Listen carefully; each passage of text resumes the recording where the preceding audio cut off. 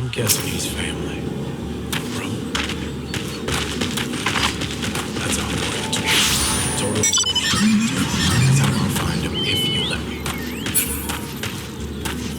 Cops are headed this way. You better make a decision fast before they make it for you. Come on.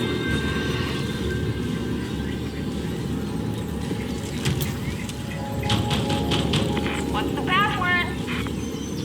The password is you're grounded. Open the door. Now! You're no fun, Mom. TJ, you think this is a game? You are lucky that those cops kept going. What are you thinking? Sorry, I got bored.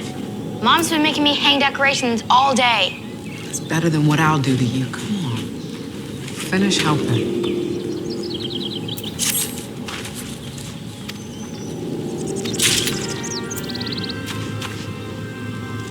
So that's your kid. But not in his original sleeve. Based on his coordination, I say he's been in this one for about a year. Maybe more if he has war shock syndrome. You don't know my kid. I don't, but I know the look. He knows bad things can happen to him. What happened? He get caught in the crossfire? He stepped on a mine. Blew up. You're renting a kid's sleeve on Harlan's. That monthly lease must be high as hell. And you're still putting all that credit on the nil. Won't be a problem once I reap your bounty. Then you can't use me to find him. You might be the best bounty hunter in a set of worlds, but you don't have the training I do. So, ask me again to be your partner. You better not be fucking with me, Kovac.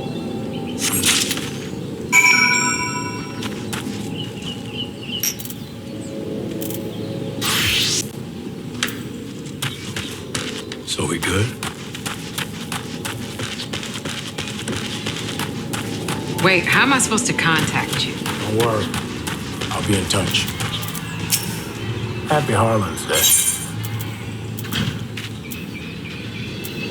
On a cryoship stocked with human embryos, Conrad Harlan and his crew set forth for a new life. Their destination? A planet ringed by orbitals, remnants of extinct alien civilization. But Conrad detected a hole in the planet's defenses. I shall And with die. great care, piloted his ship to safety. I must He touched down die beside of this fool's sickness. And this way and only this way, I should be lost. But in the end, he was richly rewarded, discovering the largest cache of elder artifacts ever found in the settled world. Where's the human first aid kit? Behind the bar. Conrad and his team began exploring the terrain. This is just whiskey. Or some gin. In time, archaeologists and their AI oversaw excavation of these artifacts on a massive scale. Melted down, they provide the alloy necessary to make staff. I had no fear of pain. Only the fear of its result. Of terror. That's enough of that. And enough of this. Why not leave me to my despair, Miss Big? My glitch has rendered me useless as an empty bottle. None of this would have happened if I'd rebooted. Tracker. Circle. Bounty hunter. Mr. Kovac was right to find me. Mr. Kovac is an ass. And yet you still avail yourself of my old mantle. Oh, the archaeologues are gone. No one is interested in elder history. I know what it's like to be without a purpose. The crushing madness of idle hours. The decades upon decades of shuffling about aimlessly. I have lived it. I have too. I need this. A dig is nothing without a dig.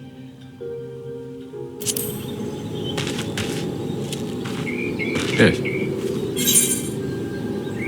The hotel is nothing without a guess.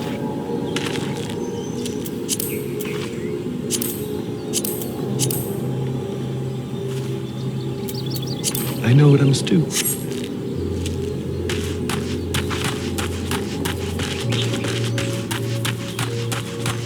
just have to find the resolve.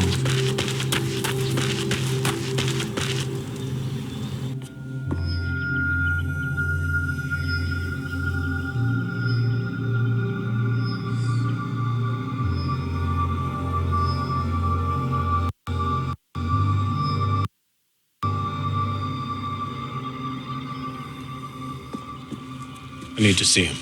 He's in a meeting. I can wait.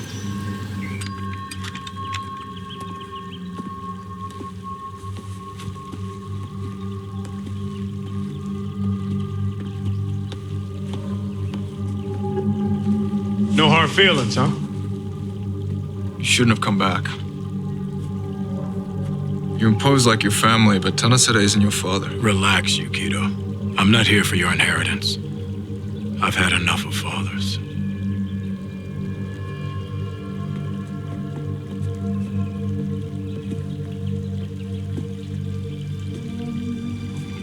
I see potential. I can make something of this.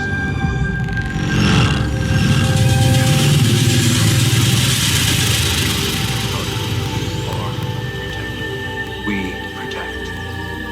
You have my word.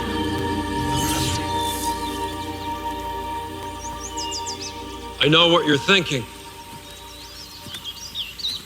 But the Protectorate can't fix ugly. Fuck you. Good to see you. How long have I been down? A while. Your last mission. Went sideways, I know. But I've had enough of this VR recuperation suite. I'm ready to get back out. Just like me. Relentless. So you're gonna tell me? It's with the burst sleeve. You'll be glad to have it where you're going. Where's that? Harlan's. You're going home, son.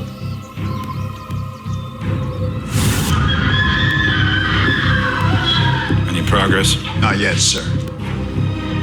We've been at it for hours. No one's talking. They'll talk for me.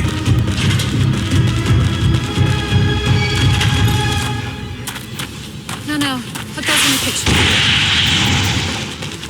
Stone, the fireworks. Are being loaded into the rockets as we speak. They'll be ready. Good.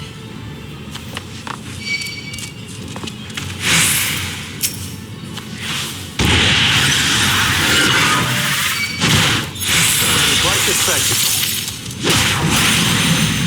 Decided it was time to stop mourning my father's absence. With the ceasefire, people want to celebrate. You mean you need it as well?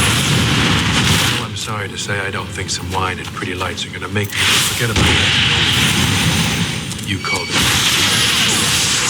Thank you for that assessment. Maybe if you were here for more than 24 hours, I'd give your opinion more weight. That's what I mean. I'm staying. I think it's best I'm here in case anything else gets out of hand. I wanted you to hear it from me. Is that some good? There's no shame in needing help, Dad. You're vicious. Stepping into your father's shoes. We both know they don't fit. I'll see you tonight. I'm sure you'll find out.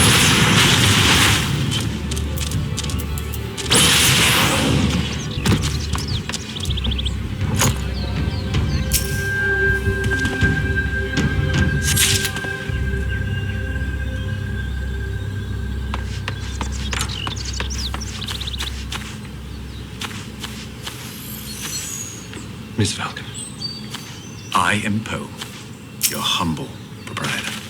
Former proprietor. I brought some refreshments. May I? Thank you. Have we met before last night? Not officially. But I feel like we've been travel companions for quite some time now. Seems like everyone knows me better than I know myself. That is partly why I find myself somewhat at a crossroads as to Mr. Kovac always took comfort in your counsel. I was wondering if I might have some of the same clarity. I'm not sure what you mean. Mr. Kovac and I have been worlds apart. How could I have offered him counsel? Is it so hard to believe that he carries a piece of you with him? You have a way with words. You have a way with words, Mr. Brown. You have a way with words. Wherewith? Miss Falcon. Oh. Forgive me. Wait. You came with a question.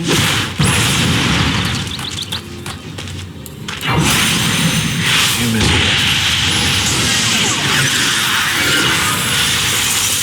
You no longer remember.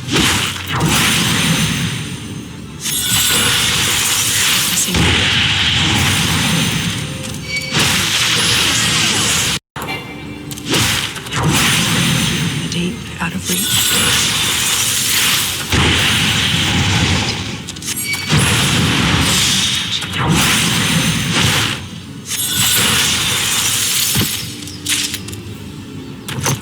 I think I understand. Thank you for making it poetry. May I ask you something? Of course. Anything. I need to run a search on the array. What is the subject of your inquiry? I need to know who I was. You can understand that. Can't you? I'll leave you to your privacy.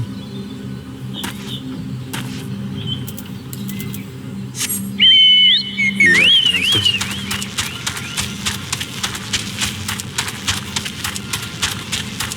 I'll look into it. Is that what you came for? No, I need transit off planet. For me and her. Tonight.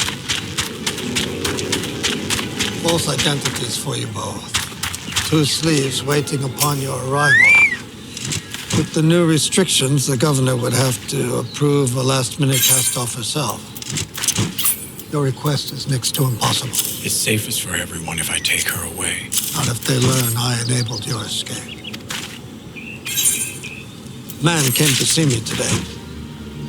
Carrera. What did he want? Your life. Did you give it to him? Some debts must be paid in kind. Blood for blood. You are not my only concern, Takeshi. But she is mine. I've already betrayed one person today.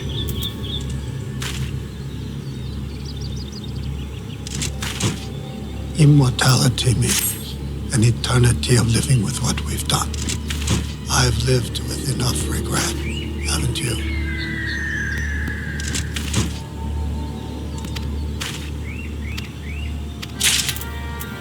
I will get you your transfers, your identities, and your sleeves. At what price? Remember what I said the last we spoke. That in time, even love turns to dust. The price is prove me wrong. To commemorate Harlan's Day, we are taking a look back at some of the darker challenges that Governor Harlan faced during his reign. On this very day in history, almost 300 years ago, Millsport was rocked with one of the most violent Calist attacks. Terrorist leader Cal Chris Falconer, along with her army of envoys, raided the planet's main alloy shipping facility. The building was destroyed and numerous protectorate officials as well as innocent civilians were killed. Good news. We're casting off. We just need approval. Why didn't you tell me?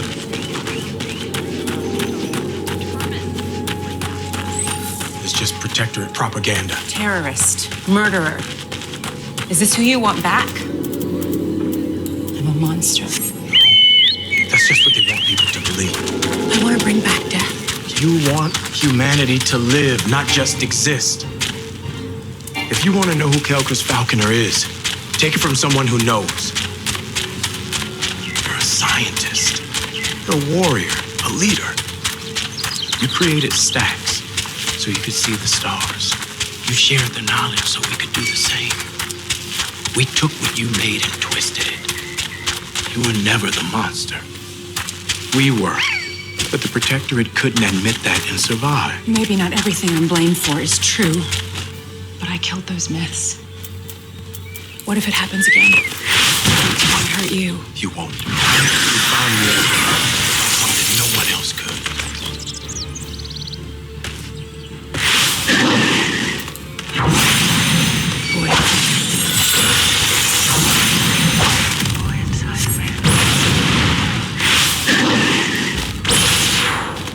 You did. I remember a feeling.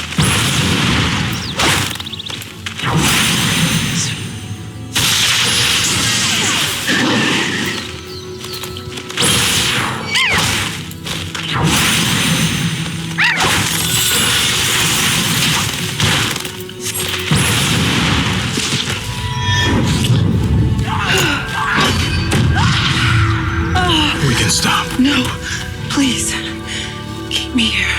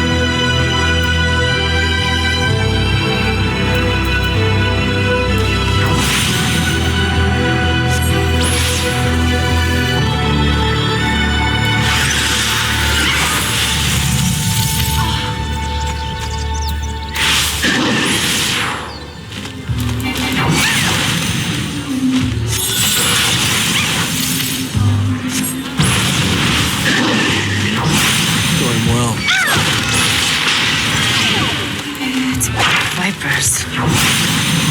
Lightning away. And when it's over,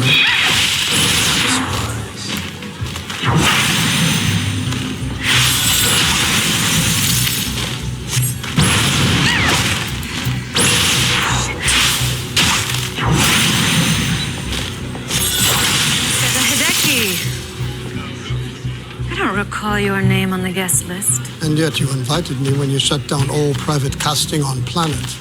The main hub's backed up. Apparently the only way to get through is with direct authorization from the governor. You look like a travel agent. Leave it request with my assistant. I'll send a reply. That won't do. The matter's open.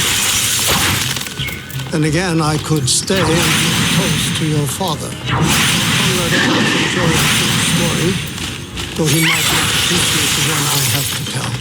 How many passes? 2 blind transfers. There. It's done. Now go. Before I have you thrown out. Small gift for your father. How am I supposed to get that to him? I'm sure you can take it away. Thanacedo, are you party crashing? Criminal of you.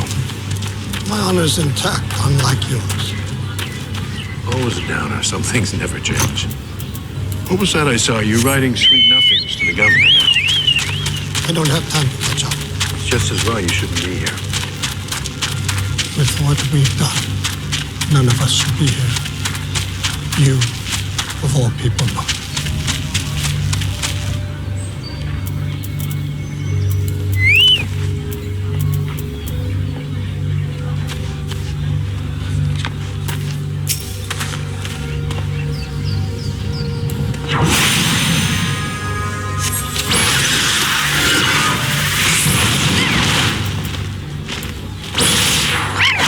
You told me to keep an eye on Carrera. He's been around for 6 days.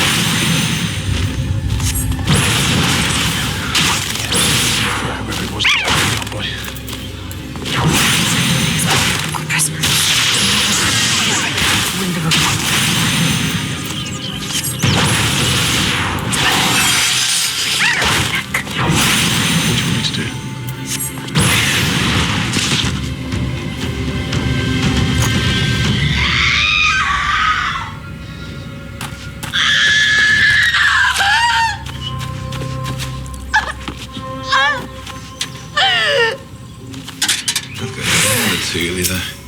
You're tough. It's one of the things I most respect. Some people say it doesn't work. The truth is,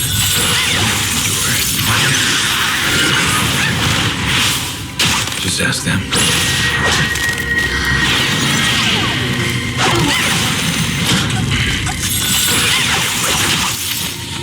And why would I ever confess? I don't need you to confess. Your friends already told me you got the power. I want to know is, why would somebody as smart as you do something as monumentally stupid as helping Takeshi Kovacs escape? I wasn't helping him. I was helping her. You threw your life away for a synth. I saw her blood. It was as red as mine. She was... Unlike most things...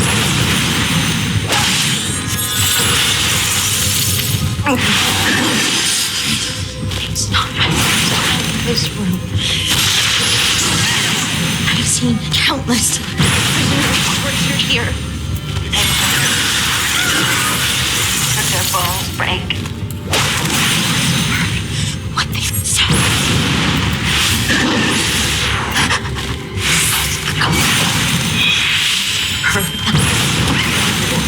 I'm asking you. I want to know exactly what you heard. It doesn't matter what you want. Colonel! This prisoner is being moved along with the others. What the fuck are you talking about? What the fuck she is? On whose authority? Orders from Danica Harlan.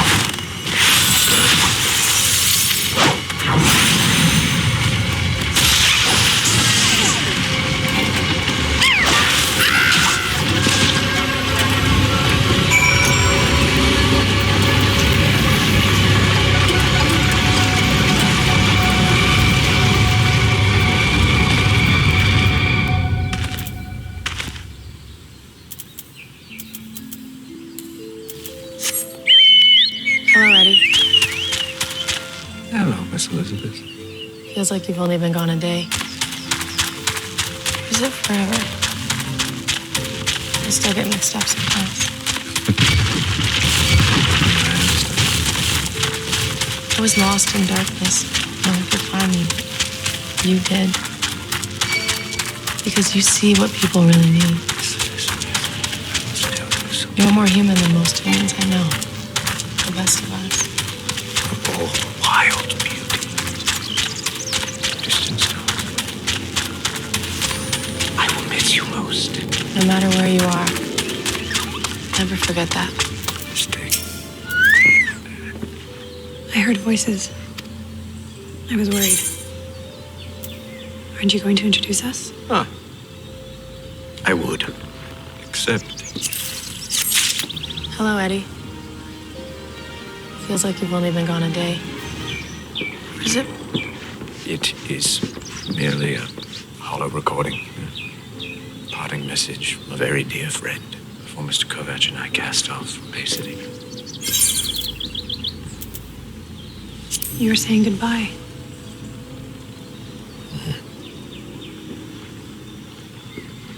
I am resolved.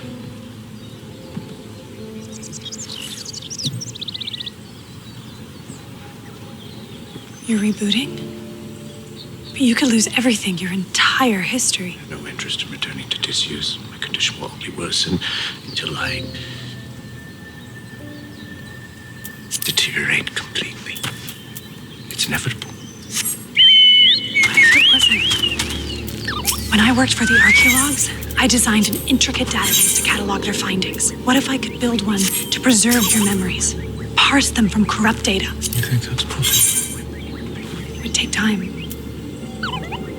You're very kind, Mystic. But I couldn't possibly burden you. It's not a burden.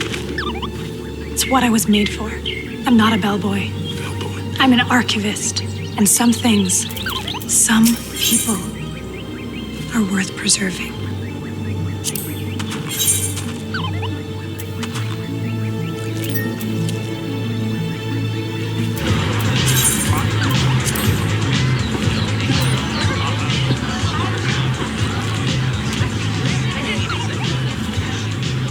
Carrera, you came after all. Don't tell me you got the meth killer. Where are my prisoners, Governor? What do you mean? You gave the order, rescind it. Unless you want to tell me what it is you're hiding about the war. There is no war, Colonel. You were authorized to bring in the envoy. Anything else is mission creep. There was a conspirator who helped him escape. I was interrogating them. The conspirators, yes. Governor, excuse me. It is time for the toast. My apologies. We'll have to continue this later, but stick around. I have a feeling you'll enjoy the fireworks.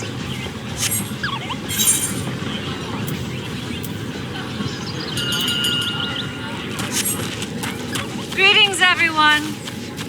Thank you all so much for coming. Tonight, we commemorate the miracle of the colony ship landing. The fact is, we never should have made it. We should have been blown to bits. Where are the fireworks? After all, the They're all orbital back will soon. strike down anything that dares to fly among the ancients. But every shield has its weak point.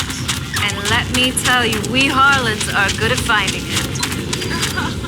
That's the spirit of Harlans. Bring transport around now. My father threaded his ship through a tiny hole over the equator. What's going on? This is a restricted area. His daring, skill, Untie her. refusal to back down. That's the spirit of Harlan's Day. I said untie her! So let us always remember, Let go of me! it's the difficult choices made against the steepest of odds that yield the greatest triumph. Untie her!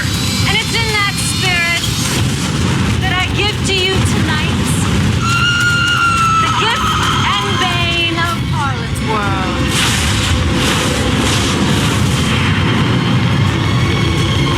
Angel fire!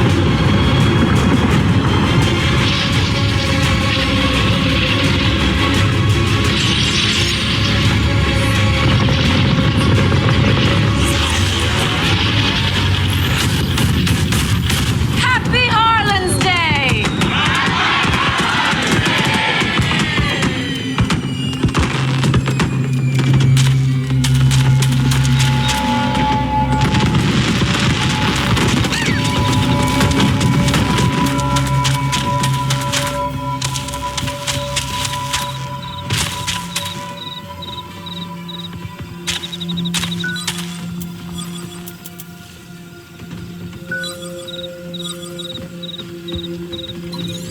I've made the arrangements. Our business is concluded. Oyabun, what's wrong? Forgive her.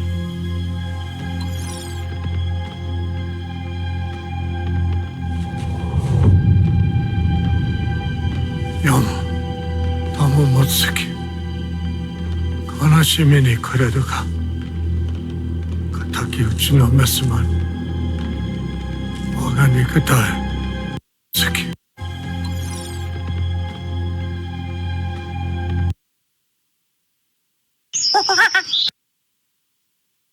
Hello, freak bitches. And I just said, hey, how can I help? How can I get involved? Because this, means a lot to me. I'm a native Californian, and I grew up going to Yosemite, going hunting, going fishing, using the public lands. And so it was really important to me. My dad was a state parks commissioner. Most people don't know that. So When was this? What point in his life? This was gotta be when Before he was the mayor? No, after. Really? Yeah, this was after. So fairly recently. Yeah, probably in the last, I would say, 15 years. Wow. I mean, I know he for a while and then got out. But he was big in in the do you remember the toll road going through the San Clemente? No, I'm not aware of that. Yeah, so they were proposing was in office, and they were proposing a toll road through San Clemente, through Trestles, a popular surf break, and he was, everyone, got behind it. Surf Rider Foundation didn't want it because it was going to destroy the wave and ultimately destroy the national park there. And so he didn't big on that kind of stuff, and so I've always been, sort of footsteps saying, hey, we gotta get into it.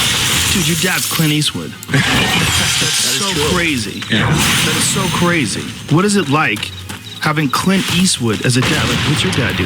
My dad is Clint Eastwood, bitch. People just be like, oh shit, they just walk away confused. Like, what happened to me? I just got hit with a rock.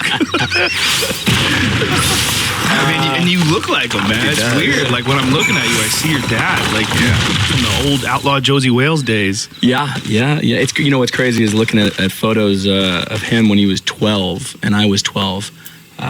You cannot tell the difference. You put them in both in black and white, you can't tell the difference. Wow. Yeah. That's a trip. Yeah. What was it like growing up with him as a dad? When did you realize, like, holy shit? I think I realized, I'm 31, so I probably realized when I was about 8. I watched Unforgiven. Oh. Yeah. He let you watch that when you were 8? That's my favorite Clint Eastwood movie ever. Well, there's High Plains Drifters right up there, too. Mm-hmm. Well, I don't know. It's hard to lock them down. Sure.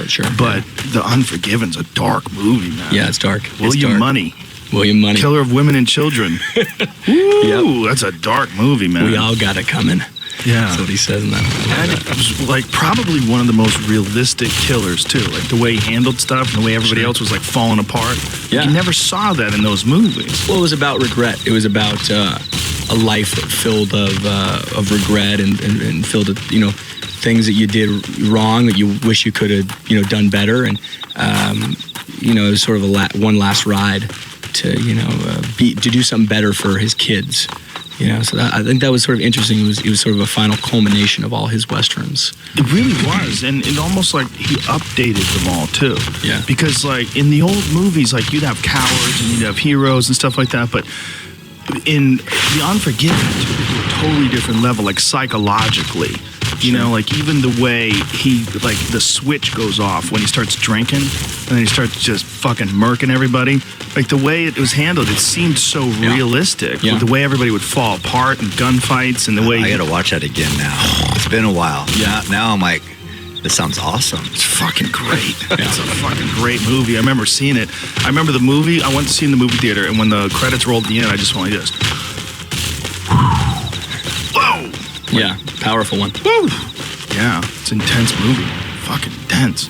So when you're 8, you figured it out? Like that movie? Right around then, yeah. I remember watching it. I'm not sure if I watched it with him or shortly after he had made it. And just thinking, that is the coolest thing. And I want to do that. I want to be in movies. I want to tell stories like that. Wow. So how many, and you have brothers and sisters, and so how did all that work? Yeah, I've got a few sisters. My dad was a busy guy. How many kids in the family? How many wives? Yeah, let's just go with that. He's only had 2 wives, but he's had a few girlfriends, a few different babies, mamas. Yeah. So did you live with him? I did. Yeah. I would bounce back and forth. I lived with my mom. I lived with my mom in California until I was about 7 or 8, and then I lived. Then she moved. She packed up. This was kind of around the time when they split. Was your mom an actress too? No. She was just a normal person. Yeah, flight attendant. She had 2 kids with my dad, and she packed up. I think when they sort of split, she moved to Hawaii. She had lived there when she was a lot younger, and so she had always loved Hawaii. And so I had gone to Hawaii probably from about. Wow. Yeah.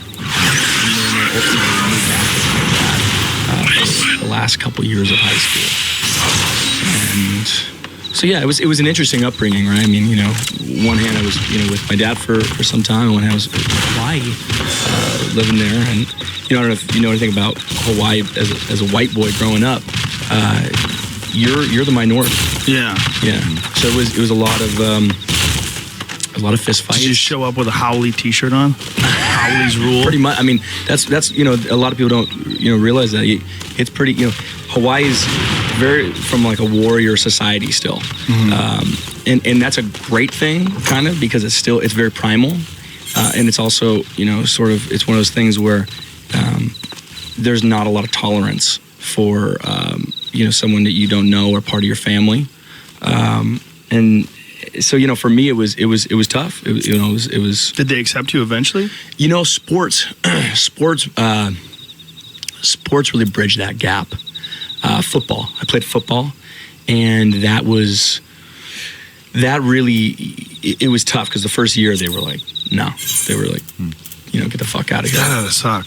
I was a kid then. I was probably I don't know, I can't remember, 10 or so. I was playing pee wee football, right? And then as I would prove myself that I was down for hard work and down to throw hits, that that sort of bridged the gap, and then ultimately they were part of my team, and then so we would go to other schools and play other schools, and then I was still the Howley boy to everybody else, but they had my back now.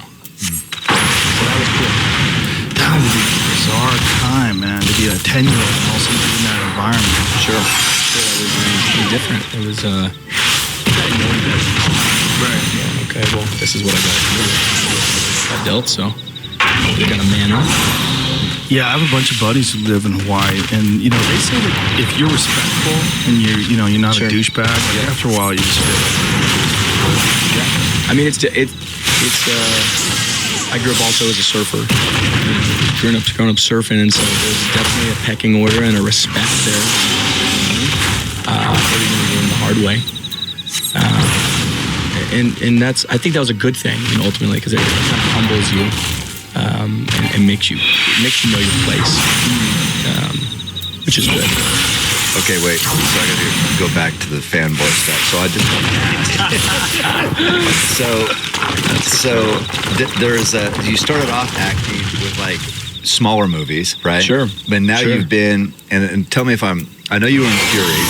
Yeah. I didn't remember until that. Started to know who you were. What's Fury? Fury was with Brad Pitt, right? Which one was that? World War II, David Ayer. Oh, movie. That's right. Yeah. And then now it feels like you're in the big movies. Well, look, I started 14, 15, almost 15 years ago now, doing it. It's hysterical when people I first sort of got a couple hit movies happen. Overnight success. Yeah, I know. That's how it always works. What the fuck are you talking about?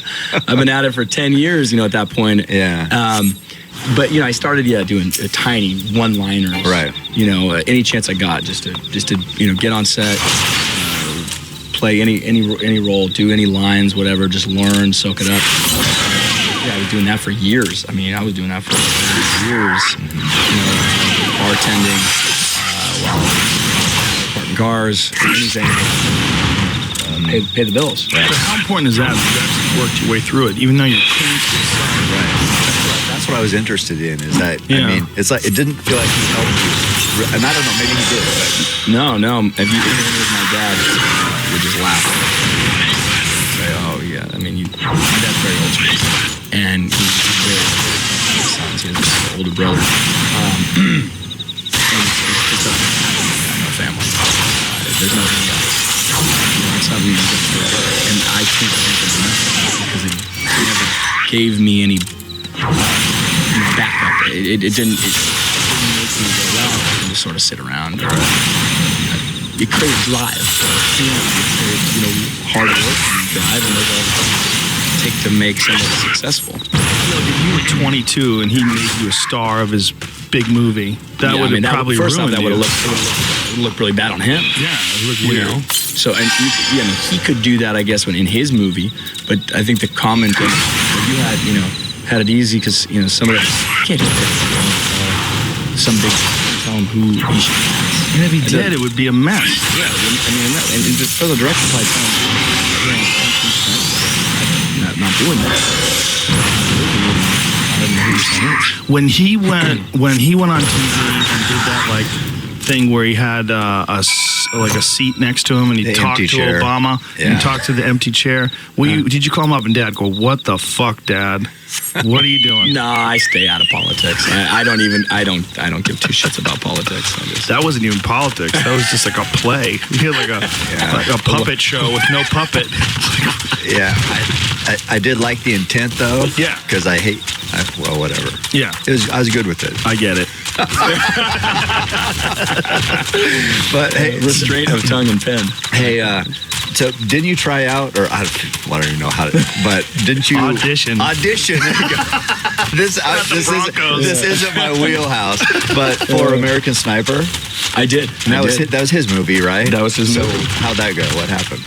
Yeah, I auditioned, and I remember actually I knew Bradley Cooper, and I said, hey, I'd love to play your brother. I read the script, and I was already doing my own thing at this point. I was working for a long time, but I'd go in periodically and audition for his films. Yeah. Because they're Clint Eastwood films. Right. If I could get an opportunity to audition, great. And then, when I said that, hey, I'd love to play your brother in it or something, one of those roles, and Bradley kind of looked at me like, maybe, okay, cool. Kind of brushed me off, whatever. I was friends with him. And then so, I sort of, said, hey, can I get an audition to go audition for this through my dad's company? And so I went and put myself on tape. It's pretty simple when you go audition for him. He's not there. No one's there or anything. You just go put yourself on tape with a casting director. Okay. And then, you either hear something back or you don't. Yeah. And that's sort of the end of it. And a lot of times you never do. I mean, that's how it goes for actors. Yeah. So that's what happened with that. You put it on tape and then didn't hear back. Yeah. No. You didn't say what Dad was. No, it didn't work like that in my family. Really? He's too old to go. I would never.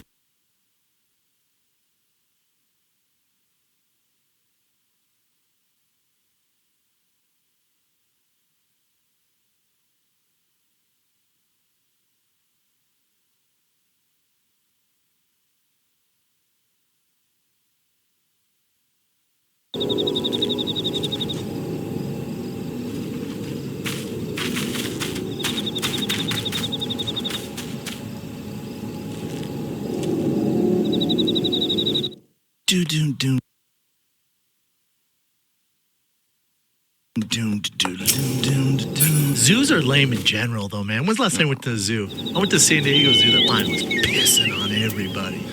Dude. Chimps were everywhere, and they had full freedom, the way people do. You'd have a fucking serious problem. It would be chaos. You wouldn't be able to leave your house. If there was as many chimps as there were people, you would never be able to get to your car. They would mug you every chance they got. They would rip your fucking feet off and fuck your ass. If you don't think chimps will steal babies and eat them, you haven't been paying attention to the literature. Crazy 800-pound silverback bursting through the trees.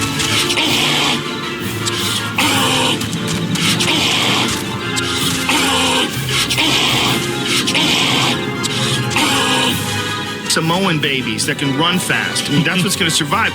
Fucking Diesel, square-headed, destroying machine. Incredible. Fast twitch, muscle fiber, and angst. And finally in his life, he's become special after years of neglect. I got molested. Did you? Yes. The fuck out. Yep. That's pretty It was legit, incredible. Calvin. Whoa. I know. That's amazing. I know. He sucked your dick? No, he never sucked my dick. Just how close did he get to it? He just had it. He just had it. Well, it was hard.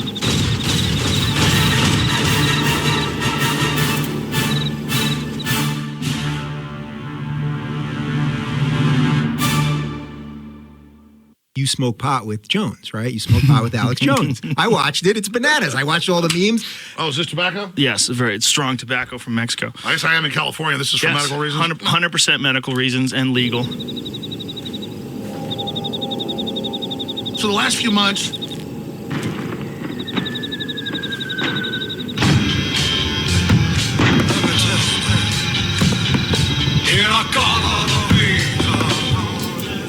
I got Alex high and drunk, and he started talking about interdimensional child molesters. Like, if anything, it showed people who he really is. But the good thing about it is, it showed people who Alex really is. I do not take Alex Jones's opinion on interdimensional child molesters seriously.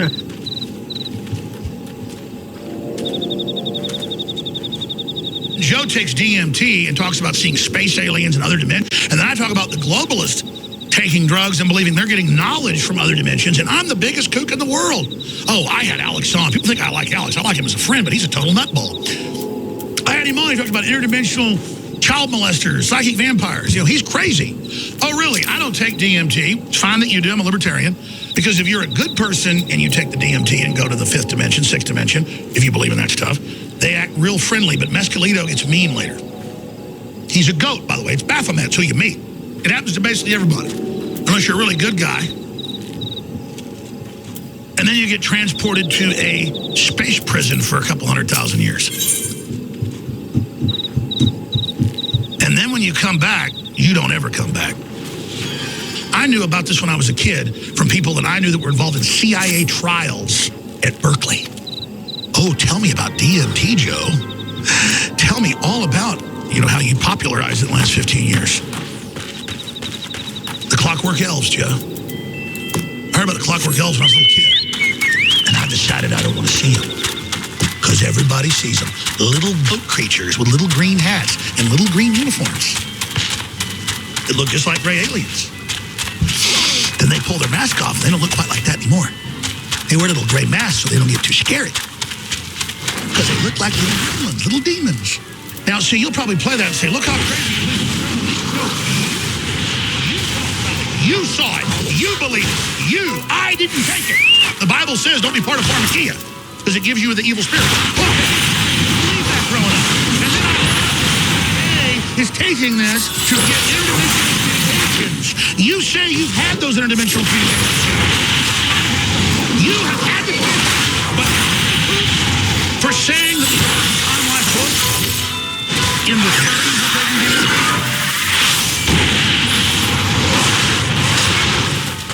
you know we need DMT, don't you, Joe? See, I don't need it. I let my brain and my soul I've been a lot further than anybody that takes D. I tell you.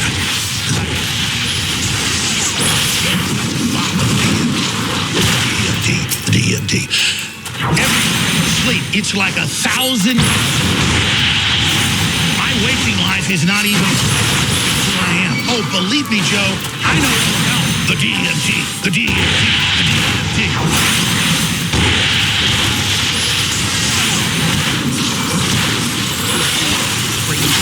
There is no Sandy Hook stuff. Yeah, I didn't.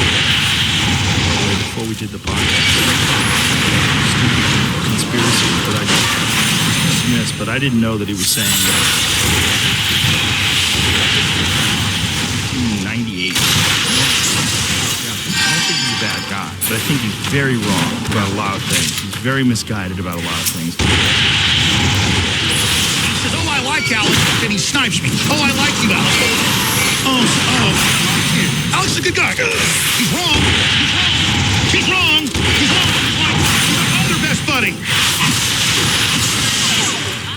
Eddie Bravo. You're a crazy dumbass. No, you slam your head in the ground. Aren't you in high school?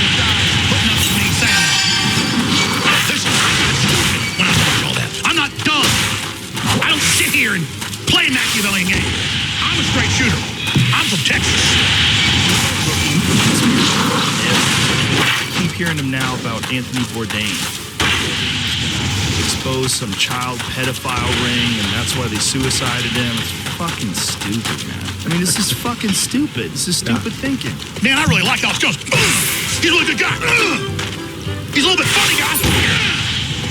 You think I'm stupid? Bourdain said the Clintons were after him, that henchmen were after him, that he was being harassed by them. He had decided to go public because he was dating a woman who had been raped by Weinstein, reportedly, and whose father was a famous occultic Illuminati filmmaker, which she said. And she told Bourdain about the sex abuse of children, and Bourdain had a soul and was getting ready to go public. I've talked to the people that were there. But Bourdain is dead now.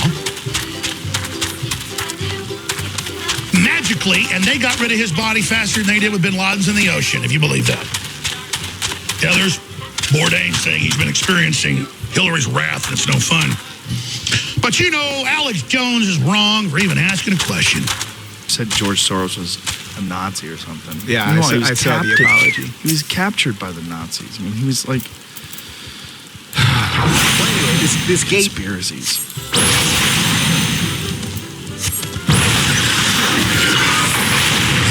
Whoever told him that was a good thing to say, not a good person in my view. Or is that your decision, Joe? If it's your decision to defend George Soros, then a whole new chapter of our relationship. Make your decision. Over to Palpatine and become Darth Vader. I'm Obi-Wan Kenobi, and I'm Alex. He he's just wrong about all this stuff. And Soros. By the Nazis. Hell, Joe, why not just say he cut Hitler's head off? Shot him in a castle, and Hitler was guarded by 5,000 werewolves and naked strippers. I'm not stupid. You know what I heard? I heard Hitler fought the Nazis. I already got captured by them. Heinrich Himmler, Zeb Dietrich, all of them. They were fighting the Nazis in 1940. Did you know that? And you know the bad guys were? It was Yeah. They were the bad guys, right? Yeah, George went and found the Jews like a little blood demon. He's a Nazi. Joe Rogan, a lapdog of the system. I'm trying to change the world, and I'm doing it. You don't think I don't know I've already been threatened to stop singing? I will continue to say it, because my soul ain't for sale. And it doesn't matter what happens to me as long as we win the war. That's what this is all about. I'm not a little rollover like you. You may have gotten threatened by authoritarians and rolled over, buddy boy, but I didn't. Look, I'm from Texas. I'm from America. And my ancestors aren't cowardly scumbags like you. You cockroach. You think I'm stupid? I'm not.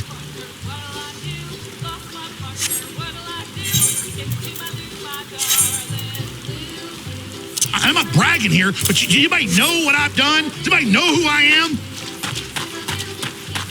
You don't think I don't have 5 steps ahead of all this crap? But we're not going to fix this playing these games anymore. So stop acting like we don't know what's going on. I'm done. Shut it down.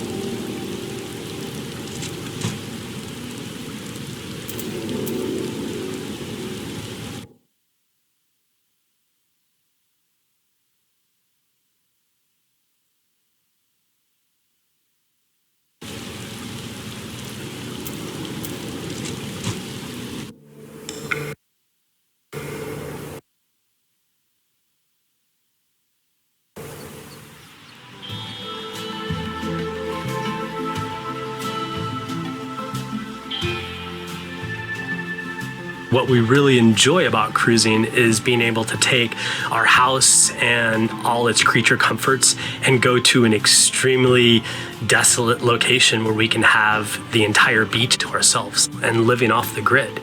So we have Delos set up that once we have her provisioned and fueled up, we can be off the grid for anywhere from 3 to 6 months. You know, we make our own power with solar and wind. We make our own water with a desalination plant we have on board, and we have enough food storage to support us for a long time. And so, you know, we can have a very low impact on the environment. We can move the boat around with the power of the wind and the weather. And it's an incredibly sustainable and fulfilling way to travel and live.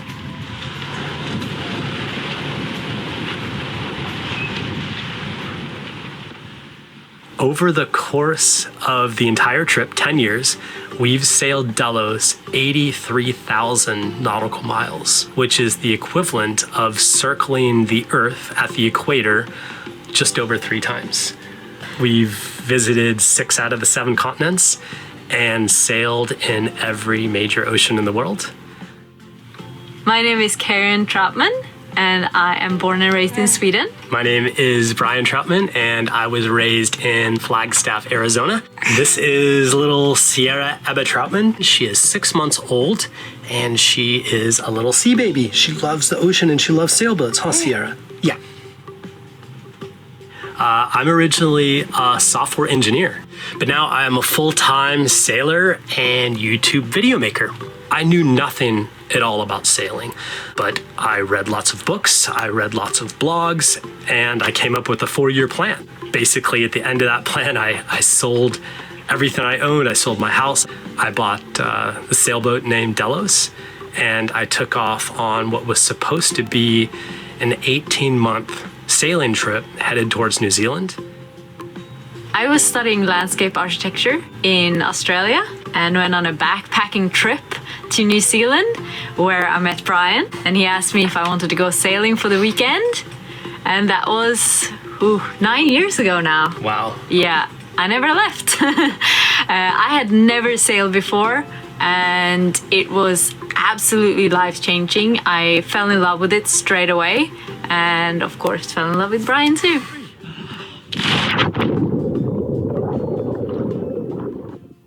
Welcome to our home, Delos. She is a 53-foot sloop rig ketch, which means that she has 2 masts and 1 forestay. And right now we're in the cockpit of Delos, which is like the brain of the boat, is how I like to think of it. This is our navigation and steering station. What I like about it is the helm is super protected. So we can sit here, we can drive here. We have an excellent view. And you can stay safe, you can stay dry, you can stay very comfortable, even when the conditions are wet, and completely handle all the sails and drive the boat.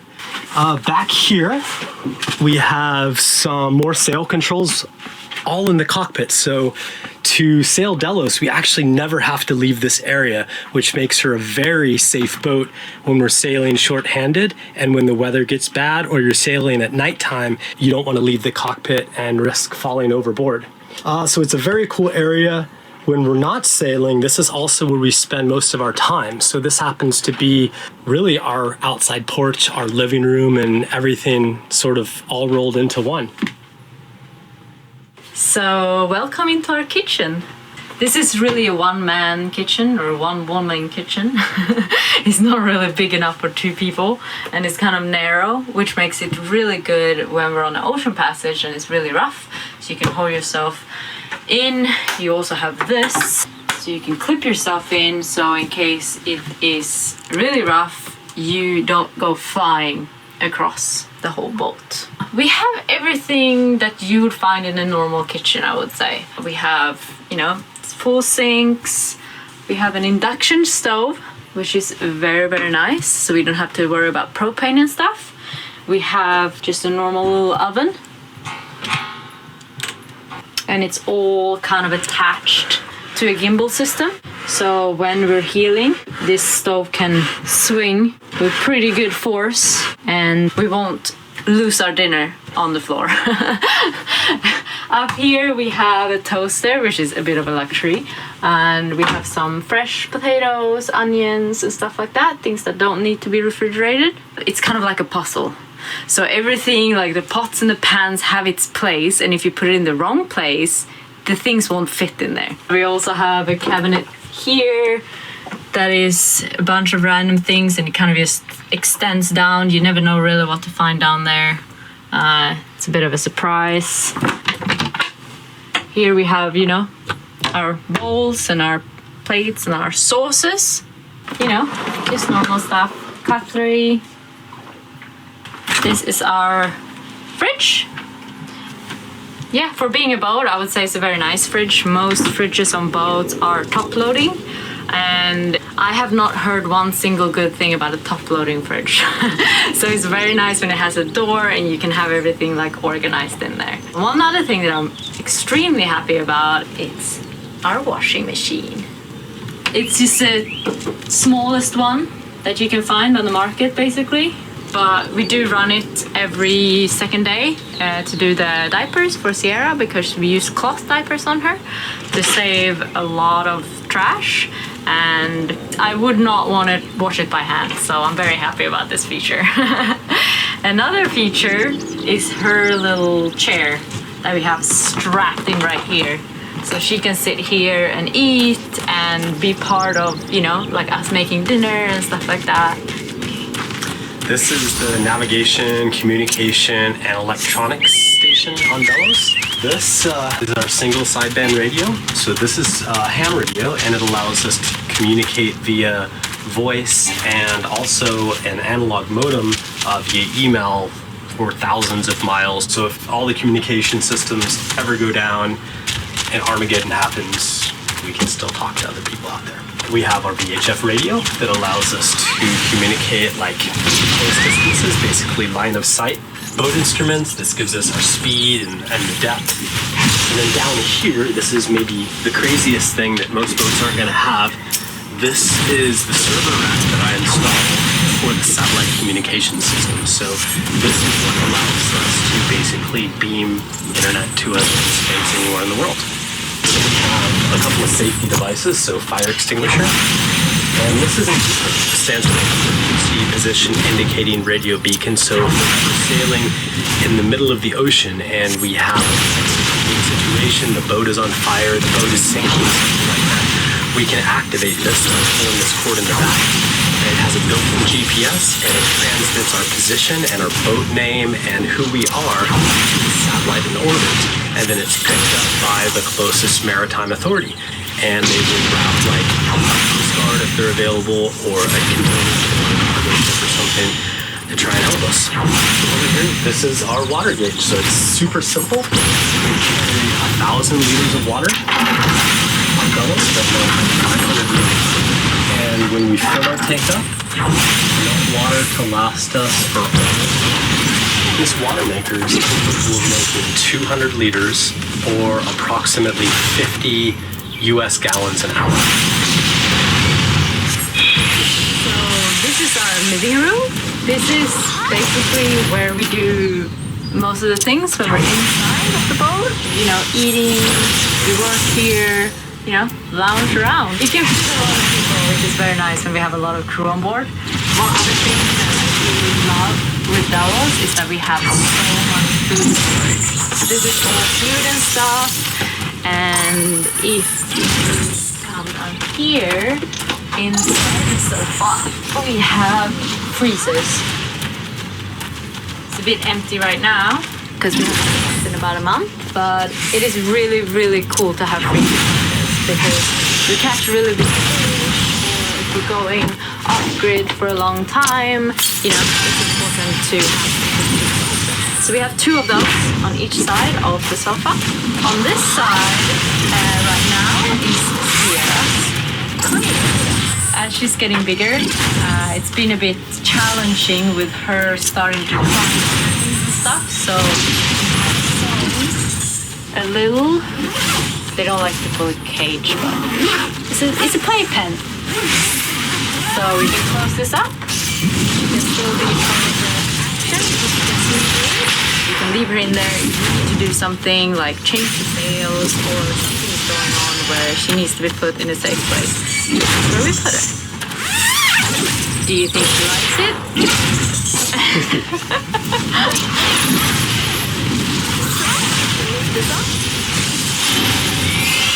Canned food, milks.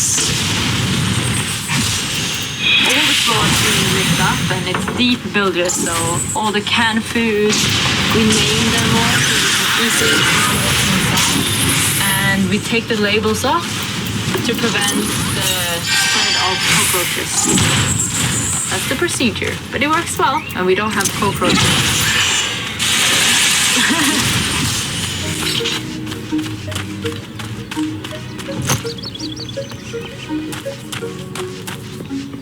One of the things that I had never thought about when I first moved on to Delos 9 years ago was when you go off grid and you run out of food, that's it.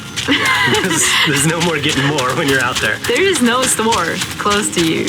And I remember when we first sailed up into like the islands in Indonesia and it was very remote and we ran out of tomatoes. We ran out of eggs, we ran out of all fresh vegetables and we were eating for the last really a month, we were eating cans. It was an eye-opener for me. We spend most of our time anchored. About 10% is sailing and 90% is at anchor. On average, we sail about 8,000 nautical miles per year. And when we're at anchor, we tend to try and stay out of actual ports, like places like marinas where there's a lot of boats and restaurants and bars. Like, it's cool every once in a while, but number one, you spend a lot of money in places like that. And number two, we tend to like being on remote, desolate places. Our plans for the year really depend on the weather. We travel by the wind and the currents of the ocean, and so looking at the seasons ahead of us is incredibly important, both for our safety but also for our comfort. We've had around 60 people sail on Delos over the last 10 years. It's been a lot and it's been absolutely incredible. Right now, it's only me and Brian and Sierra. Which is awesome, it's perfect. Yeah, it's very, very nice. I think it's safe to say that we've actually never been anywhere that we didn't want to go back. But there's always something special that you can find about the place or the people. This is our bedroom. It's in the back of the boat. For two people, it's pretty perfect. You can even stand up on a little desk, which is really nice to sit back here and work a little bit. We have a little bed out there. It's not huge, but it's nice and comfy. If it gets really hot, we have two fans. So this is basically how we stay cool back here.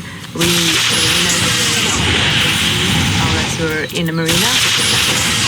We also have a separate bathroom, also called a head on the boat. It is. So in here we have everything you have in a toilet, I think, but just compact. This is where you do your business. And we have an electric motor. So if you press this, it basically fills with salt water from the ocean. And then either pumps it straight out, or we also have a holding tank. So depending on where we are, it just goes out. And if we're in somewhere where there's a lot of boats and stuff, we keep it in a holding tank. We have pretty deep sinks, which is really nice because I do some hand washing. So it's really good to hand wash stuff here, and it can also act as a bath for Sierra when she was a little smaller. We kind of have it combined, so it's not a separate shower. So you have the toilet there, and then here you just close this, and you shower in there. So this is our closet.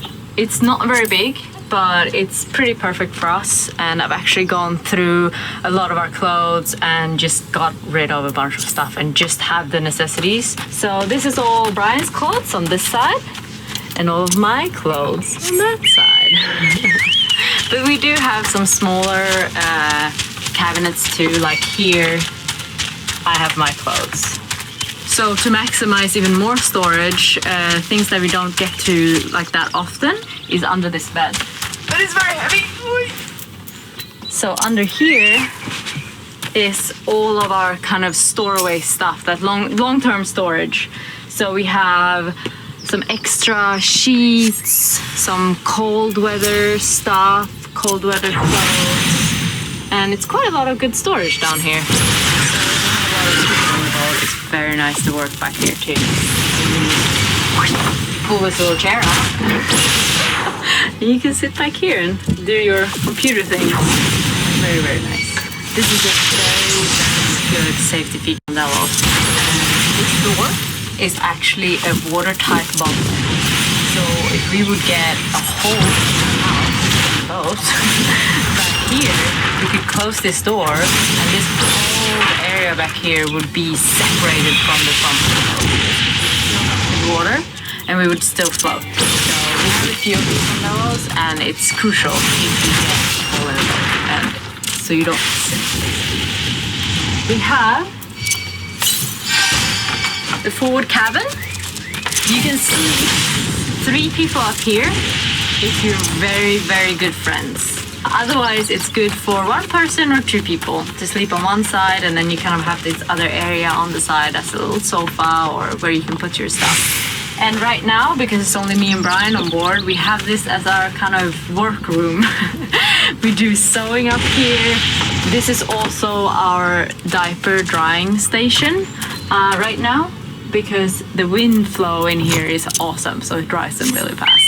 And up here we also have a second toilet, which is very, very nice to have on board in case one of them fails, which happens quite often actually. So this is the same as the one in the back, and it works pretty much exactly the same. We earn money by making YouTube videos. Yeah, that's pretty much it. We have a project and it's called the Delos Project, and it's 100% supported by what we refer to as the Delos Tribe, which are the people that watch our videos. And we make some money with things like YouTube ad revenue and affiliate links, but by far the majority of the support comes from crowdfunding, Patreon, where people that like the videos and get something out of them support them by giving us a few dollars every time we produce a video. Yeah. It wasn't always like that though. Like for the first 4 years, almost 5 years of the trip, we were stopping, and so we would sail and we would run out of money, and then we would stop the work wherever we happened to be. We'd do random things like I would do remote software consulting. We'd roll burritos, we'd flip burgers, work in hospitality, to sailing for another season. How much it costs to live on a boat. I've met people sailing around the world, a family of 5, spending about $1,000 a month, which is probably at the low end of the budget. Karen and I in Sierra, to live and sail on Delos, we spend about $2,500 a month, and that's including like our food, our provisions, fuel for the boat, insurance, visa fees, some things like that. What it's not including is the actual price of the boat. So if you don't have enough money to buy a boat outright, you're gonna have a mortgage or owe money, and then that's gonna add on top. Yeah, Brian spends a lot of time. Yeah, it's true. House and put it into a wet, saltwater, corrosive environment, thousands of miles away from the hardware store or anybody who can help you fix anything.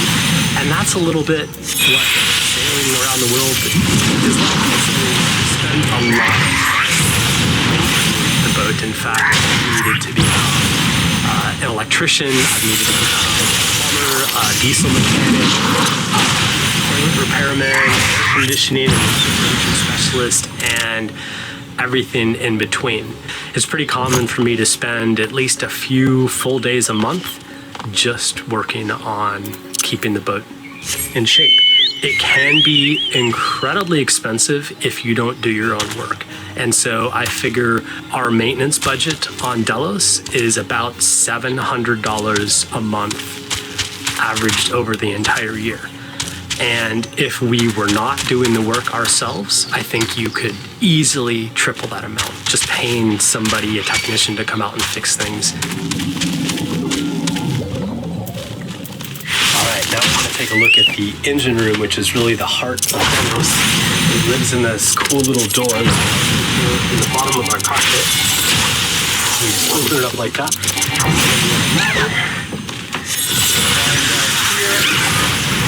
Once you get down here, it has everything in it that really loves the boat. So on this side we have 600 liters of fuel, and that's enough to last us 4 months. This is our engine, so when there's no wind, this is the engine that we use for the boat. This is our generator.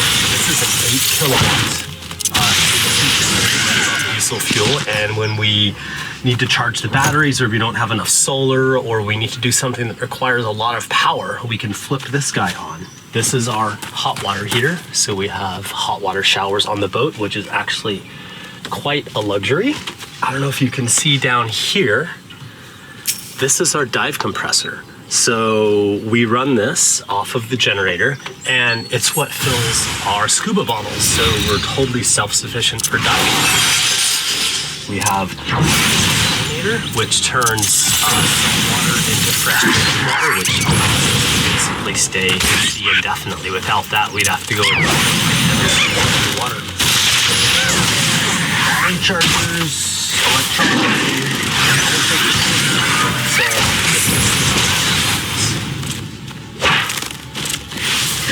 Having a baby on the boat is absolutely incredible and extremely challenging at the same time. Yeah, if you can imagine, you know, maintaining and sailing a boat is a full-time job, and then having a child is also a full-time job. And so we basically have 2 full-time jobs. So I think somebody woke up. Morning. Morning. So this is where Sierra sleeps. She has a little beach tent as a safe place to sleep in here.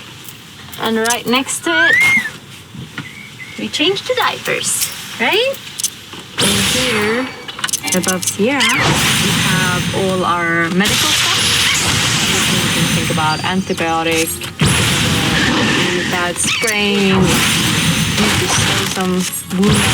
We have pretty much everything. Here we have a 100 amp hour system. So this is our back porch, really. We have a nice big area on the deck. Lounge and relax. Here we have we actually have 1,400 watts of solar power on Delos. It allows us to power the entire boat, freezers, fridges, all the electronics, everything, solar, and also wind power. So we have 2 wind generators up here. Produce 400 watts of power, so when the wind is blowing, those guys are spinning, and it's pumping in power. This giant dish right here, this is a gimbaled satellite dome, and it allows us to get broadband internet anywhere we go, which, in our line of work, is absolutely fantastic. Now let's go check out the food at the Delos. So this is Delos' main mast, and where the mizzen is 2 feet high. The main mast is 60 feet high. It's over a 6-story building, so it's pretty high. This is our main sail. It's on a roller furling, and these are electric motors with gearboxes that actually control how the sail comes out and how the sail rolls out of the mast. That's what's controlled by those buttons in the cockpit. So we never have to leave the cockpit to come up front and reef the sails or put them in or put them out. So it's a super cool system. You really can't be scared of heights when you live on a boat. Otherwise, if you go to the top of the mast, you'll be in trouble.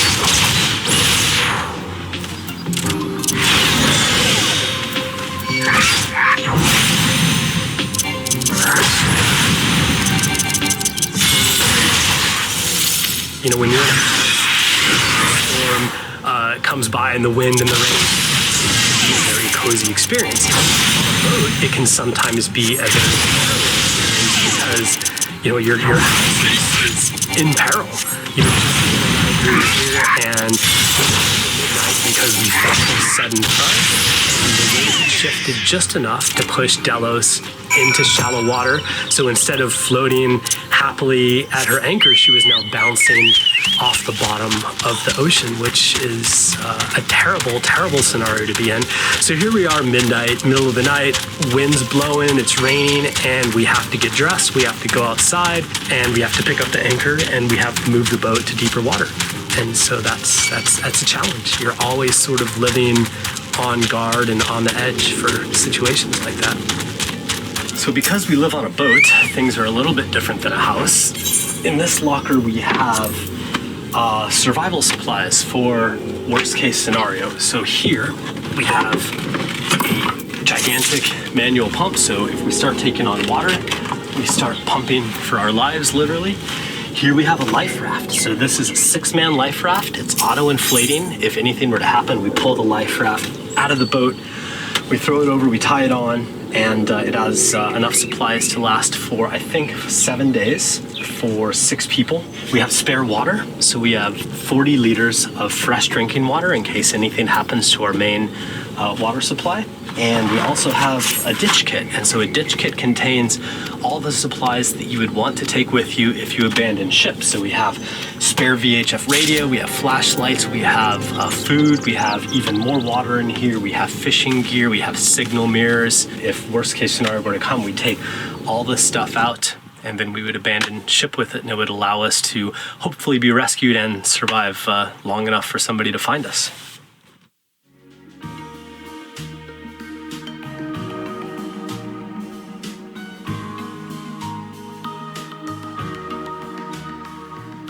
I absolutely love living on a boat.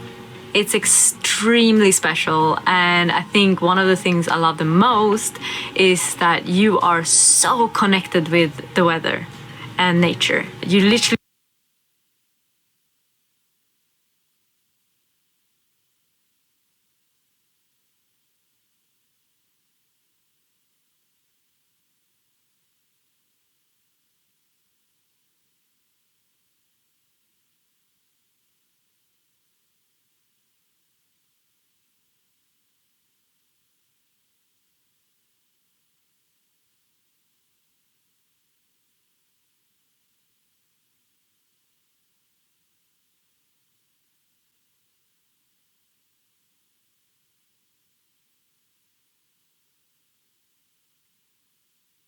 From Stargate to Interstellar, wormholes have long been one of our favourite methods for travelling across fictional universes.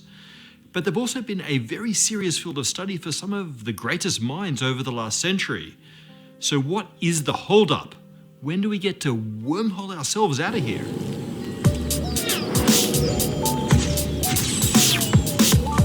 In 1915, Carl Schwarzschild discovered a solution to Einstein's brand new equations of general relativity, a solution that we now understand describes a black hole.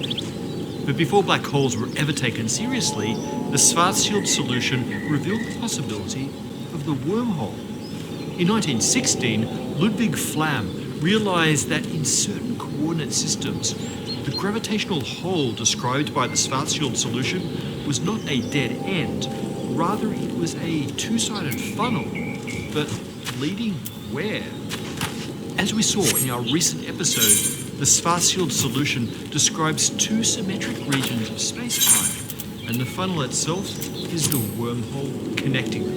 In 1935, Albert Einstein, along with Nathan Rosen, expanded on Flamm's idea, but not into a theory of wormholes, instead as a theory of particles. Einstein and Rosen imagined two regions described by the Schwarzschild solution not as parallel universes, but rather as overlapping layers of the same universe. It's easier to visualize in 2D, where each layer is a sheet. In this picture, the funnels connecting the layers would behave like particles that could move around and interact with each other. And if you thread the funnels with electromagnetic field lines, then they act like charged particles. Turns out that this is almost certainly not what particles are, but the Einstein-Rosen paper inspired others to take the wormhole seriously and inspired the name for these Schwarzschild wormholes, the Einstein-Rosen bridge. The wormhole lay mostly dormant for another 20 years before it was resurrected. This time, not to build particles, but in an attempt to break causality. John Archibald Wheeler, along with his ex-student Bob Fuller, realised that Einstein and Rosen's bridge did not necessarily have to connect parallel layers of reality. It could instead connect distant regions of our universe. Fuller and Wheeler realised that multiply connected space-time could allow near instantaneous travel across the universe because the wormhole throat would remain the same very short length no matter how far apart its ends were. And they also realised that this could allow time travel. For example, if one end of the wormhole were accelerated into a circular path at near the speed of light, its clock would freeze compared to the other end. By entering the non-moving end of the wormhole, you would always travel backwards when the other end was first accelerated and frozen in time. Fuller and Wheeler knew that any traversable wormhole could violate causality. So to save causality, they delved deeper into the Schwarzschild wormhole than anyone had before. We've been showing this classic depiction of the wormhole described by the Schwarzschild solution. It represents the fabric of only 2 dimensions of space at a single instant in time. The technical name is an embedding diagram, a 2D spatial sheet sliced out of 4D space-time. Let's keep time frozen for the moment and add back in the 3rd spatial dimension. The ring of the wormhole is actually a circle. The Schwarzschild event horizon. You can pass through that event horizon. We'd be instantly transported to the ring.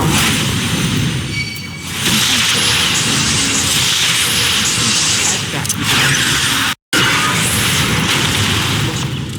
Fuller and Wheeler. The Schwarzschild wormhole itself that nothing, not even light, can make it through.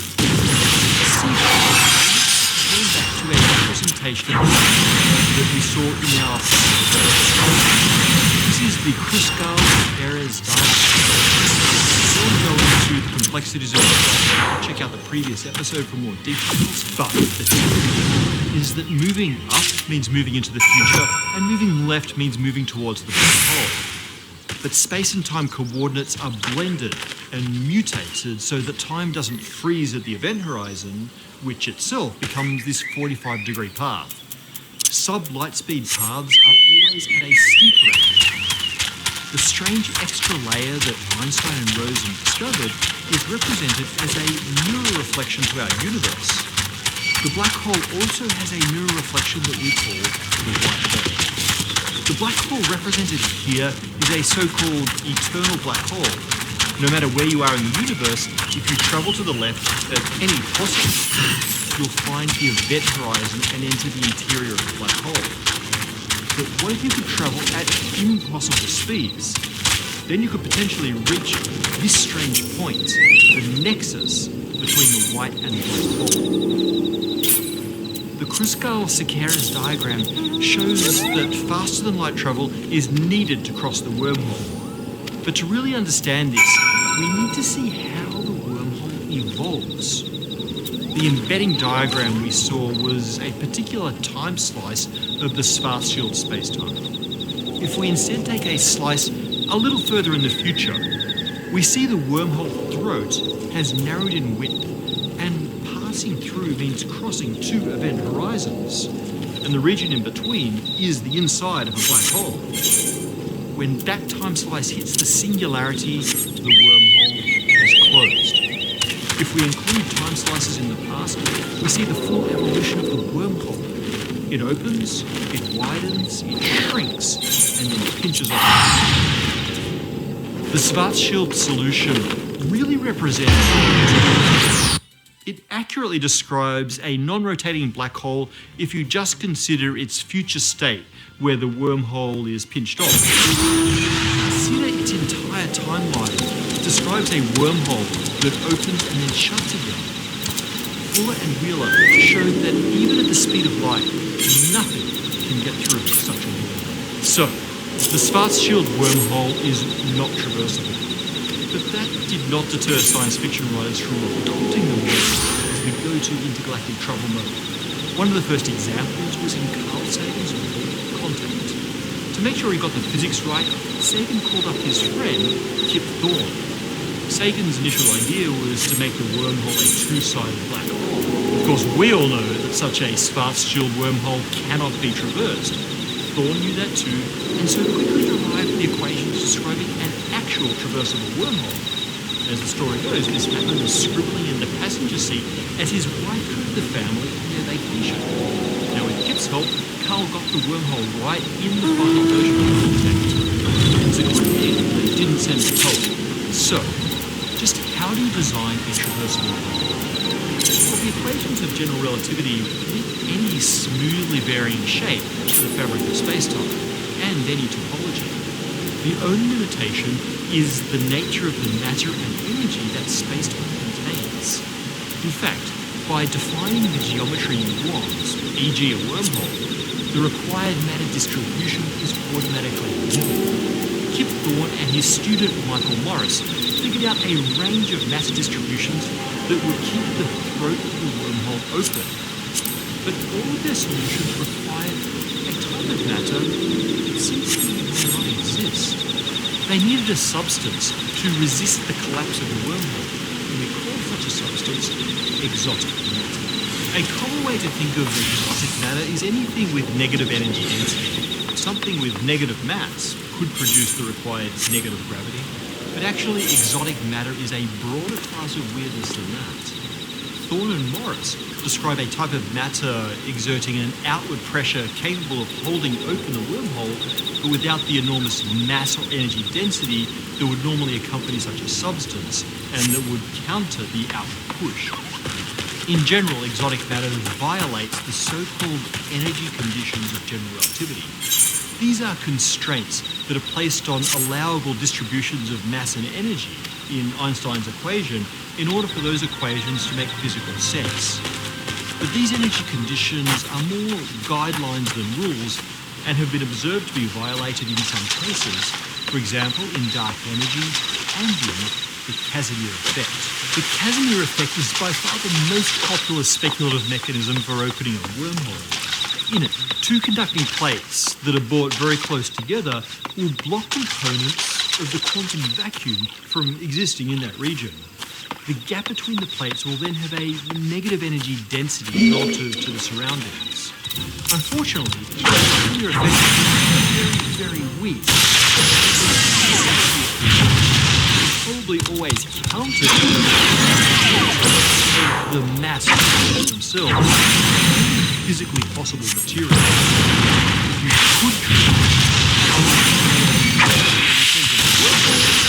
If you could keep it open, anyone traveling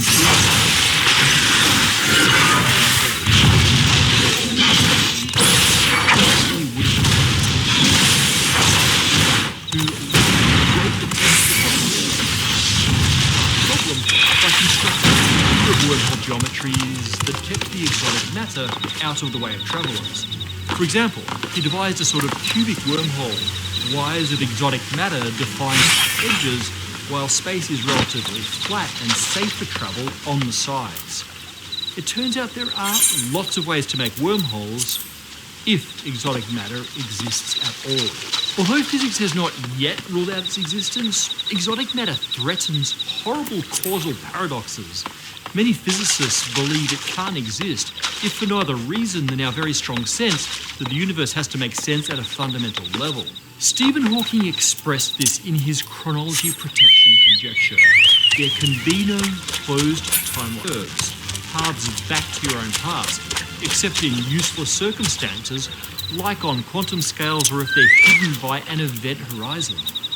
Combined with Roger Penrose's cosmic censorship conjecture, which ensures that all singularities are an event horizon, our greatest minds seem convinced wormholes. There is one example of a potential wormhole that may not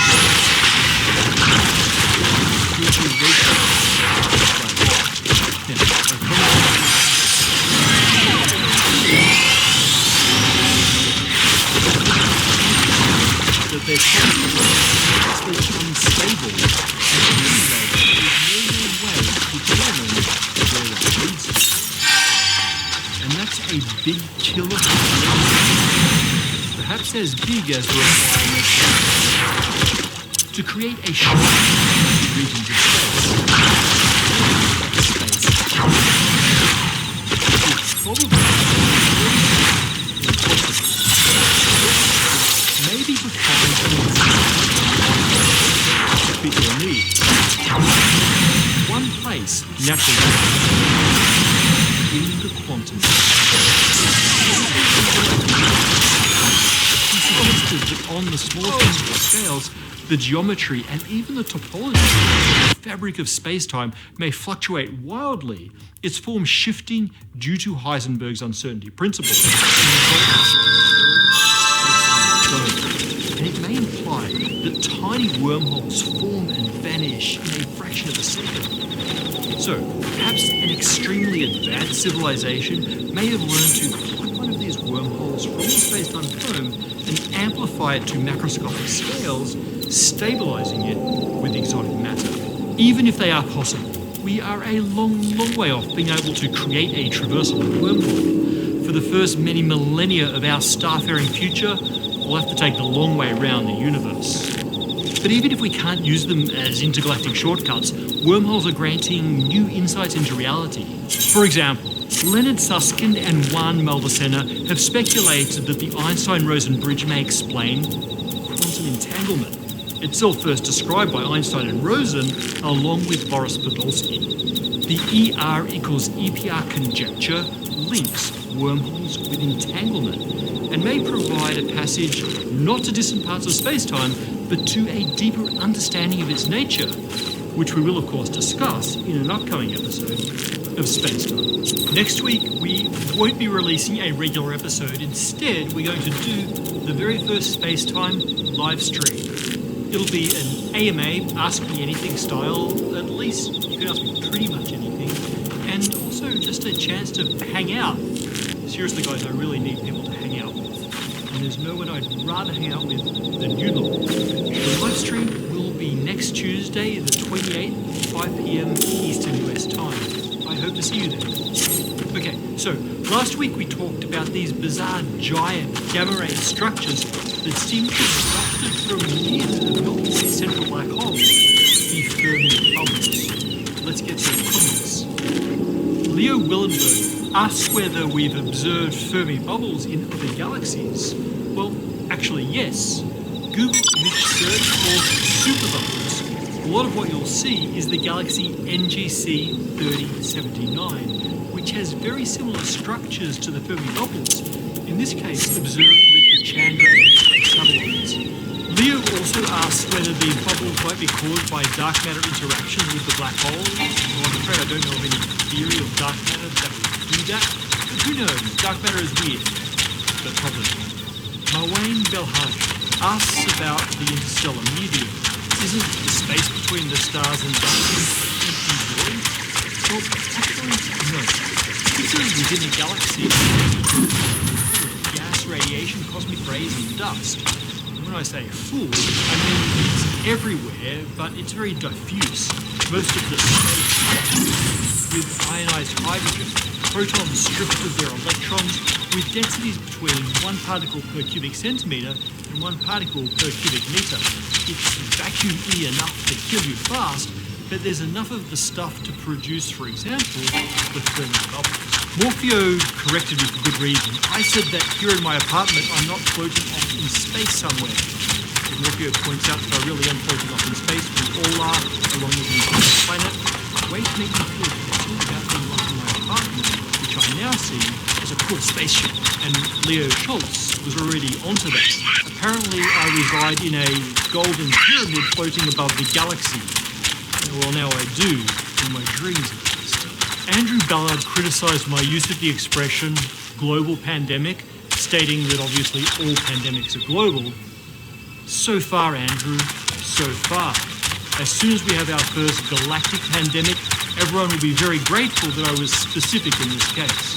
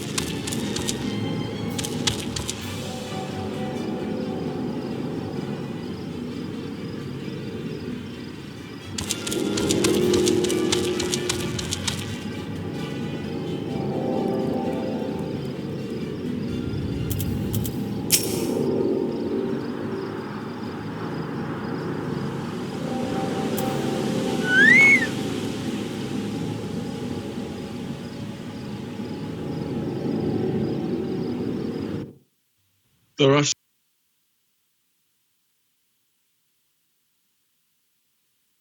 so many videos online about the Epstein case by researchers, journalists, and these videos, yeah, a lot of them are great information, but these are published by people looking into a goldfish bowl of the intelligence community. Now, anyone who's worth the salt who's been researching Epstein would try and find one of the goldfish that are in the bowl to interview. And I'm blown away today by having Ari on the podcast. Ari was at the top of the Iran-Contra fiasco. He was dealing with Robert Maxwell, met Epstein, and he's got a lot more to say being made in the mainstream media. Ari, thank you for coming on. Would you like to just tell the people who you are and how you got into intelligence? I worked for Israeli military intelligence after spending some time in Israeli military. And as such, I met Robert Maxwell, because he worked for us as well. And what year was that? I started with him in 1977. What year did you meet Epstein? It was probably in the early 80s in Maxwell's office. And how early did Epstein establish a relationship with Maxwell? Quite early. I'm not sure how they met, but Epstein was a young man about my age at the time. We were both young. I was working for Israeli intelligence, and he was working or had some sort of connection with Robert Maxwell. And he spent a lot of time in Maxwell's office at the time, at the Mirror, at the Daily Mirror in London. So the mainstream media is reporting that Ghislaine Maxwell went to America in the 90s and then got in this relationship with Epstein. Is that bunk? Were prior relationships to what's being reported? Well, there was a prior relationship between them in London, and then she goes off to America to join Epstein. But there was a prior relationship. Actually, Daddy helped create that relationship. And Epstein at the time was a young, good-looking guy, Jewish boy from New York. And I still think to have the daughter meet. And his motivation behind that was an intelligence motivation, or it was going to be... He thought he could get together with some sort of relationship or some sort of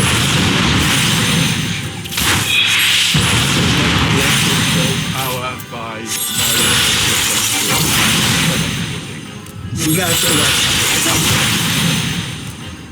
So, how high up in intelligence were you?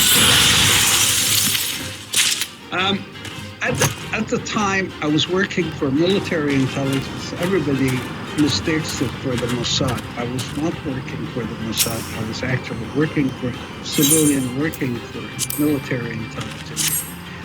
They were in charge of the Iran project. We were working for an independent committee that the Israeli policy towards me. So we had a lot of connections and power. A lot of young people are watching this. And Contra. just explain what Iran-Contra was and your role in that? Well, the Israelis started, we call it Iran. This is, it's called Iran-Contra because of me. I'll explain. The Israelis were running a policy of arming the Iranian military to fight Iraq, Saddam Hussein at the time. Because at the time, the Israelis saw Saddam as a threat, and they had an ongoing alliance with Iran, first with the Shah, then another time and we were pretty close to Iran, and they were Iran against Saddam. Saddam had invaded southern province of Uzbekistan was being Saddam wanted it because it was oil rich and so on. But Israel helped the Iranians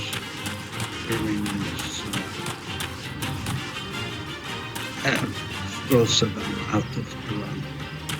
Saddam's army out of Iran. That was it was called the scandal because it was secret. Israel had a relationship with the Khomeini regime. And you were liaising with Robert Maxwell around this time. Also, he had a big role in distributing Promise software. Could you explain to people what that project was about? Promise software had a backdoor at the time, and the Israelis would have it sold through Robert Maxwell, and then would be able to follow or see what other intelligence services were doing through the computers. And this is all described in the book, The Assassination of Robert Maxwell, which quotes you extensively. How accurate is that book, and how do you think Maxwell died? I'm not commenting about the book, but I believe Maxwell died because he was about to be arrested by the British government over the pension scandal. As you may know, pension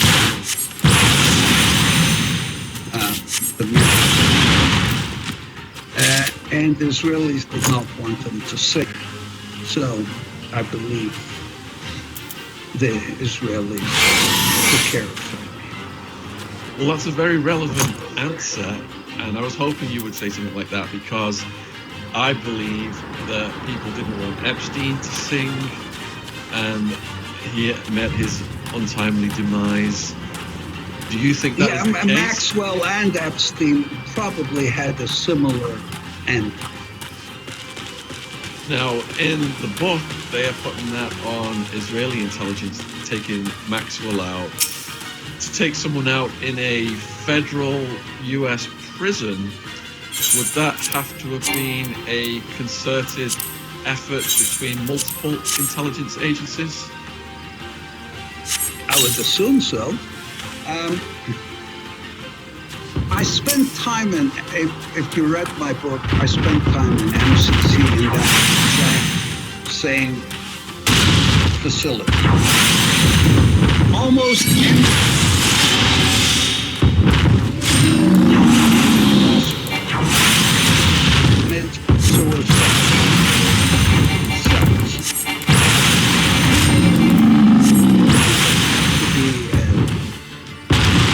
some coordination. Because Epstein was 6 feet long, his feet would still be on the ground, and you can commit suicide by leaning forward. All I'm saying is probably impossible You could have probably committed suicide outside the cell, but not in the cell. So I've looked at the unredacted black book, and I've seen the names in there, and people often speculate as to who gave the order for him to have to go. Do you have any theories yourself? Well, he had to go because for various reasons, lots of reasons, and I believe that the Israelis wanted him to go because he might have started singing about what type of he had or he gave.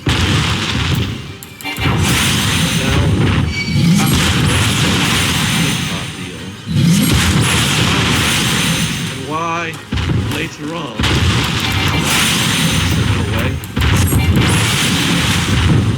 initially he got the sweetheart deal. The Israelis felt that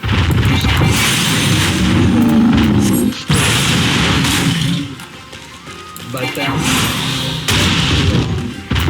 later on they was too much.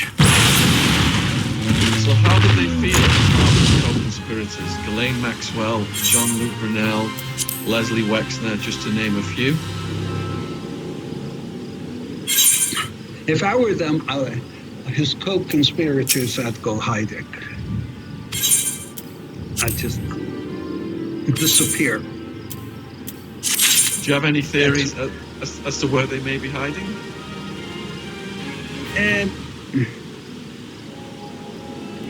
Miss Maxwell may have made the mistake of going and hiding in Israel. Yes?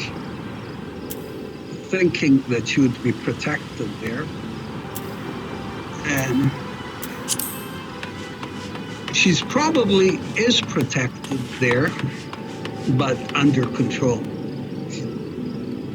She cannot have any, she would not have any freedom of movement or speaking to anybody. But the others, I believe they're probably outside the United States. What do you believe that the role of the Clintons was in all this? Well, one of Epstein's main targets at the time, going back to 1992, was Bill Clinton. The Israelis feared him. They thought he's going to be another Jimmy Carter to force them to do, to give concessions to the Palestinians or to the Arabs as Carter. So Epstein had a role in compromising Mr. President. So if Wexner gave Epstein this mansion for free, the mansion was already cameraed up, and I just recently listened to a victim, Maria Farmer, I believe her name is, who was assaulted at a Wexner property. The cops were called out, and they basically worked for Wexner, and her impression was that Wexner in the intelligence agency operation was Epstein's boss in America. What do you tell with that? Possibly. At different stages. He may have had different bosses. And what do you believe Prince Andrew's role in all this was? Prince Andrew made Epstein a very valuable asset of Israeli intelligence due to the fact that he was a royal in Britain, and he could attract certain personalities to play golf with him and maybe have fun with him in the evening. in the evening with girls provided by Mr. Epstein. And then they would be compromised. Certain personalities were compromised by Prince Andrew